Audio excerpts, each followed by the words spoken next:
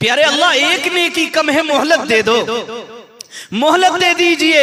अल्लाह की जानिब से ऐलान होगा, जाओ, आज कयामत का मैदान है और हजरत आदम अलैहिस्सलातु वस्सलाम से लेकर मोहम्मद सल्लल्लाहु अलैहि वसल्लम का आखिरी उम्मती मौजूद है। जाओ, तुम्हारी माएँ भी है, बहनें भी है, बेटियां भी है, शोहर भी है, बीवियां भी है। जाओ, किसी एक से एक नेकी लेकर आओ।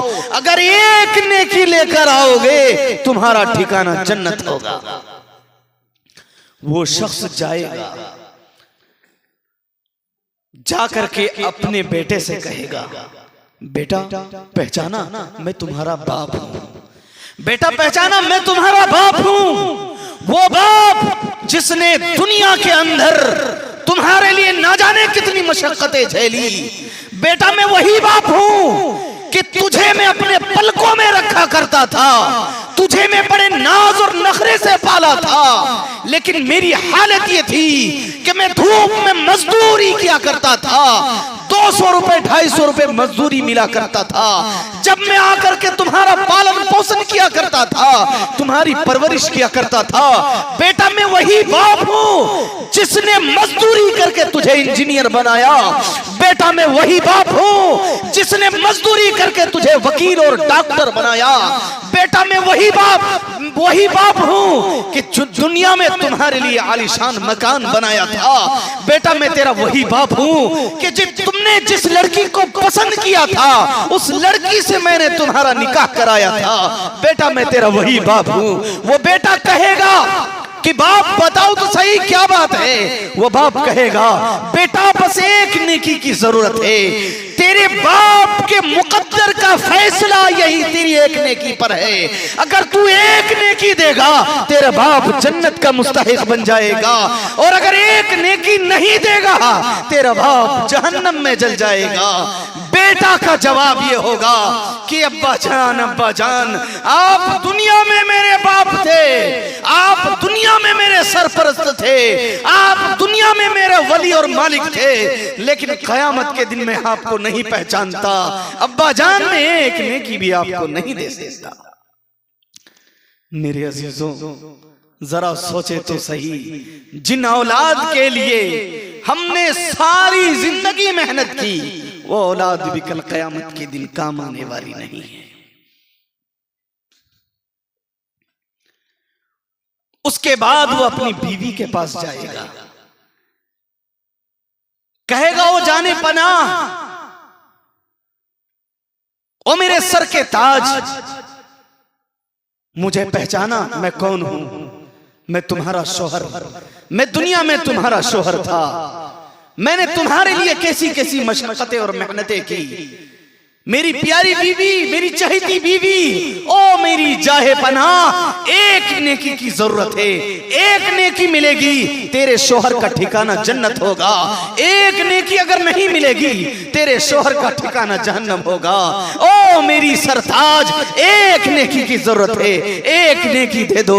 वो बीवी कहेगी, मैं दुनिया में तुम्हारी बीवी थी, आखिरत का बड़ा सख्त मरहला है, मैं यहां तुझे एक नेकी भी नहीं दे सकती।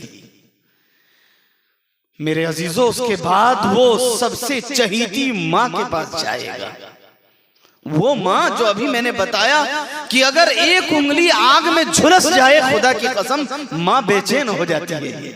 माँ तो माँ होती है। अगर रात की तारीकी में बेटे की तबीयत खराब हो जाए या बेटी की बच्ची की तबीयत बिगड़ जाए, खुदा की कसम एक आवाज लगाती है, उसके कान में एक आवाज रोने की पहुंचती है। माँ तड़प जाती है और अपने बच्चों को सीने से लगा लेती है और ये कहती है कि मेरा बच्चा तुझे क्या हुआ बताओ तो सही। बेटा कहता है, माँ मुझे बुखार है, माँ मेरे सर में दर्द है। खुदा की कसम दुनिया की माँओं को हमने देखा है, आपने भी देखा होगा, सर का दर्द अगर पूरी रात हो, पूरी रात वो सर में मालिश करती है, पूरी रात अपने सीने से अपने बेटे को लगाए रखती है। खुदा की कसम घर वाले सारे अफराद सो जाते हैं, लेकिन माँ वो माँ है, माँ की ममता वो ममता है, माँ की मोहब्बत वो मोहब्बत है। सारे घर वाले सो जाते हैं, लेकिन माँ अपने बच्चे को सीने से लगाती है। जब तक बच्चा नहीं सोता, खुदा की कसम माँ की आंखों में नींद तक नहीं आती।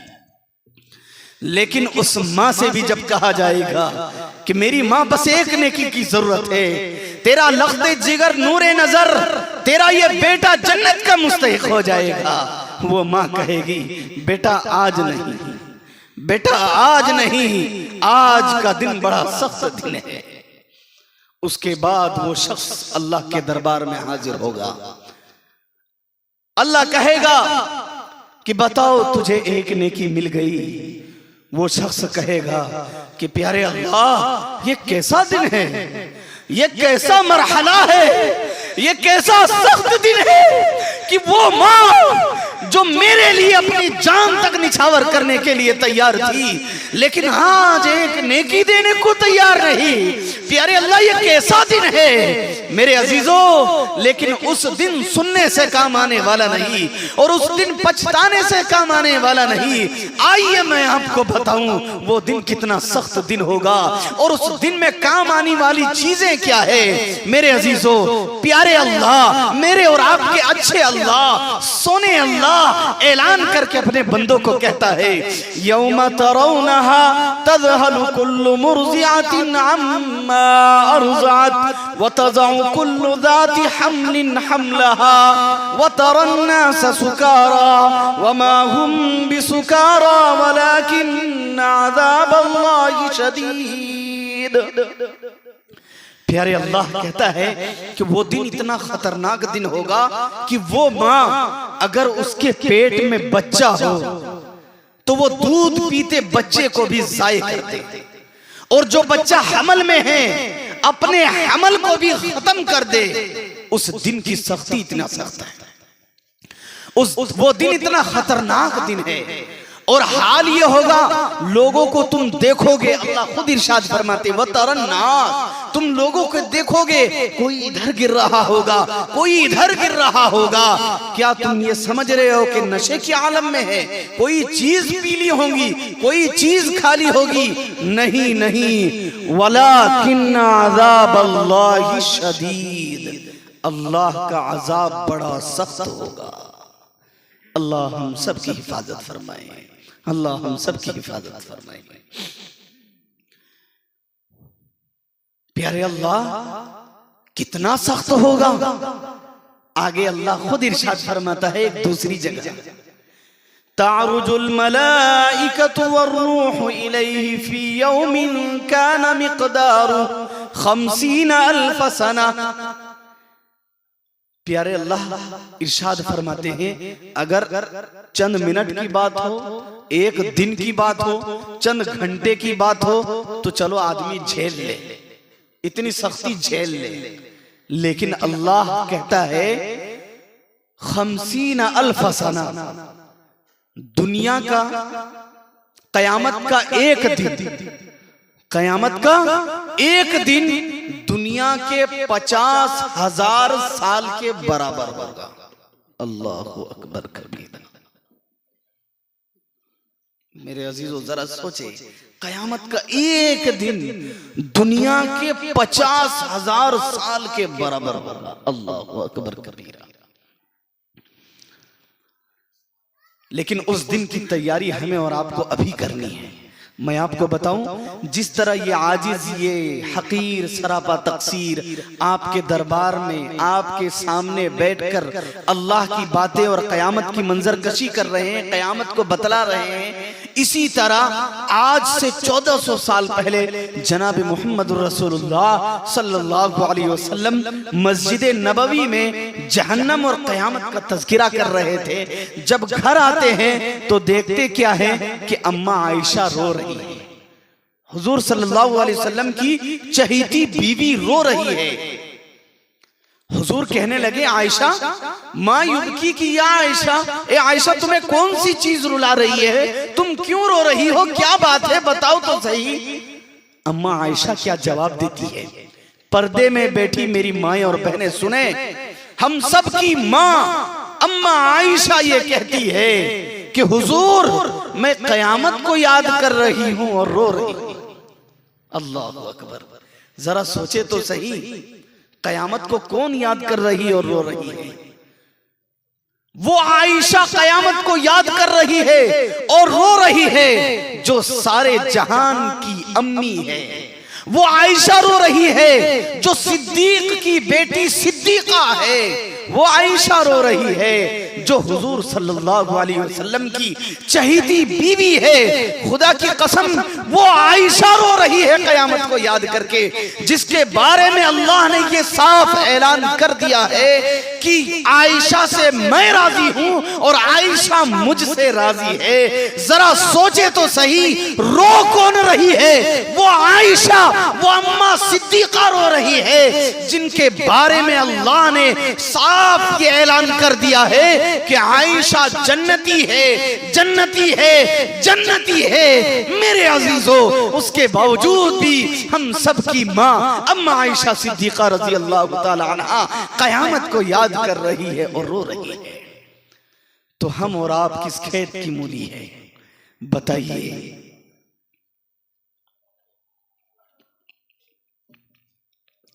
जब अम्मा आयशा रो रही है जिनके बारे में इतनी फजीलतें, तो हमारा और आपका क्या ठिकाना होगा, हमारा और आपका क्या आलम होगा? लेकिन मेरे भाई, हुजूर सल्लल्लाहु अलैहि वसल्लम अम्मा आयशा को रजी अल्लाह ताला अन्हा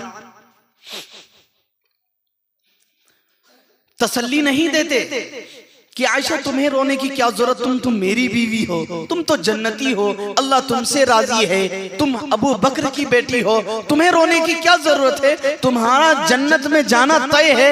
ये कहकर के तसल्ली नहीं देते, बल्कि हुजूर कहते हैं, ए आयशा, यकीनन कयामत का दिन बड़ा सख्त दिन होगा, लेकिन ए आयशा याद रखो, 3 मनाजिर, 3 मरहले, 3 मौका, 3 जगह ऐसी होंगी जहां कोई एक दूसरे का काम आने वाला नहीं है।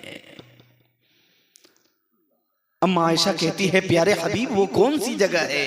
मेरे अजीजों, दरअसल हुजूर ने अम्मा आयशा के जरिए से पूरी उम्मत को यह पैगाम पहुंचा दिया कि याद रखो, कयामत के 3 मरहले, 3 जगह ऐसी है जहां कोई एक दूसरे का काम आने वाला नहीं है। अल्लाह के हबीब कहते हैं कि उन 3 जगहों में से सबसे पहली जगह मीजान है। मेरे भाई, मैं आपके सामने वो तीनों जगह जिक्र करूंगा अगर वक्त हो तो। आप ये अहद करें कि इंशाअल्लाह उन तीनों जगहों के बारे में सुनेंगे, उन तीनों मरहलों के बारे में सुनेंगे, और जो उन मौकों में कामयाबी के लिए जो शर्तें हैं उन शर्तों को सुनेंगे भी और अमल भी करेंगे इंशाअल्लाह। तो आपको बताऊं सबसे पहली जगह क्या है? अल्लाह के नबी ने फरमाया, ए आयशा, सबसे पहली जगह मीजान है। यानी अल्लाह रब्बुल इज्जत कल कयामत के दिन फरिश्तों से ये कहेगा कि सुनो, मेरे बंदों से ये ऐलान कर दो कि हर एक के नामाए आमाल को तोला जाएगा, हर एक की नेकी को तोला जाएगा। चुनांच सारे लोग हाजिर हो जाएंगे, एक पलड़े में नेकी रखी जाएगी और एक पलड़े में गुनाह रखा जाएगा। उसके बाद देखा जाएगा कि किसकी नेकी ज्यादा है, किसकी नेकी का वजन ज्यादा है और किसके गुनाह का वजन ज्यादा है। मेरे भाई, अगर किसी की नेकी का पलड़ा अल्हम्दुलिल्लाह भारी हो गया और ज्यादा हो गया तो उसके लिए खुशखबरी है, जन्नत का दरवाजा खुल जाएगा। अल्लाह हम सबको नसीब फरमाए। और खुदा ना खास्ता जिसकी नेकी का पलड़ा उसका वजन कम हो गया और गुनाह का पलड़ा और गुनाह का वजन ज्यादा हो गया तो उसके लिए उसी वक्त जहन्नम का दरवाजा खुल जाएगा। और इसी को अल्लाह रब्बुल इज्जत ने इरशाद फरमाया, फ़अम्मा मन थक़ुलत मवाज़ीनुहु फ़हुव फ़ी ईशतिर राज़िया, कि जिसकी नेकी का वजन ज्यादा हो जाएगा तो उसके लिए जन्नत का दरवाजा खुल जाएगा, उनके लिए खुशखबरी है। वअम्मा मन खफ़्फ़त मवाज़ीनुहु फ़उम्मुहु हाविया, और जिसके गुनाह का पलड़ा भारी हो गया तो उसके लिए बुरी खबर है, और बुरी खबर यह है कि उसके लिए जहन्नम का दरवाजा खुल जाएगा। अल्लाह हम सब की हिफाजत फरमाए। मेरे भाई आप बताएं, हम में से हर शख्स ये चाहता है कि हमारी नेकी का वजन ज्यादा हो जाए?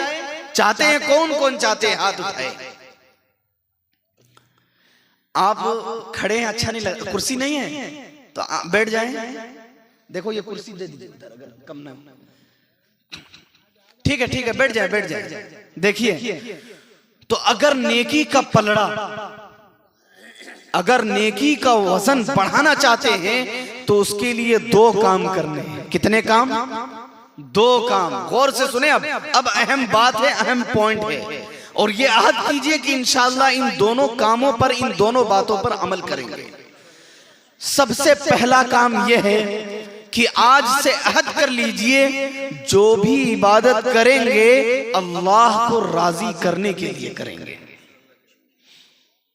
याद रखें, कल क़यामत के दिन एक साहब को बुलाया जाएगा जो दुनिया के अंदर मशहूर होगा कि नमाजी साहब है, ये हाजी साहब है, ये आलिम साहब है।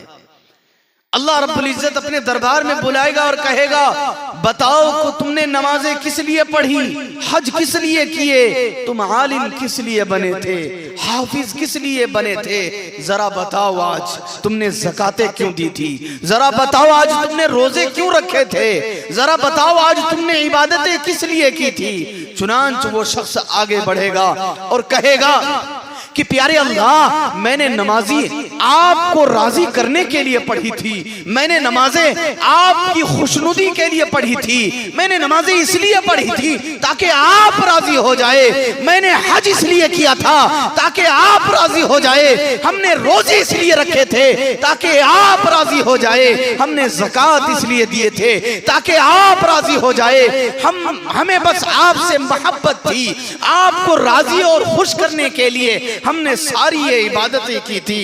अल्लाह के जानिब से ये ऐलान होगा कि नहीं नहीं, तुम गलत कह रहे हो, इसलिए कि तुमने नमाजें इसलिए पढ़ी थी कि ताकि महल्ले वाले तुम्हें नमाजी साहब कहे, तुमने हज इसलिए किए थे कि ताकि तुम्हें गांव वाले हाजी साहब कहे, और सुनो, तुमने हज तो कर लिया था, नमाजें तो पढ़ी थी, लेकिन अपने पड़ोसियों के हुकूक अदा नहीं किए थे, तुमने हज तो किए थे लेकिन गांव वालों के मालों को लूटा था और घसीटा था, तुमने गांव वालों और महल्ले वालों के ऊपर जुल्म किया था, तुमने ज़कातें तो मदरसों को दी थी, तुमने सदका और खैरात गरीबों को और मदरसों को दिया था, लेकिन इसलिए दिया था, इस नीयत से दिया था ताकि तुम्हें मालदार कहे, ताकि लोग तुम्हें ज़कात देने वाले कहे, ताकि लोग तुम्हें सदका व खैरात करने वाले कहे।